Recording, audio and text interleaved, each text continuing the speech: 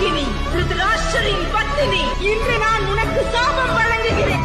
என்னுடைய வம்சமானது அடியோடு அழிந்ததோ, அவ்வாறே உன்னுடைய யாதவ குலத்தின் பெரும் அழிவானது உன் கண்ணுக்கெதிரே நடக்கும் வாசுதேவா. அன்று அவர்களுக்கு ஆறுதல் கூறி கண்ணீர் துடைத்து ஒருவரும் இருக்க மாட்டார்கள்.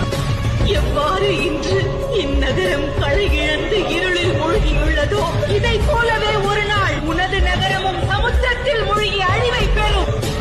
உனது நகரில் ஜொலிக்கும் சங்க பவ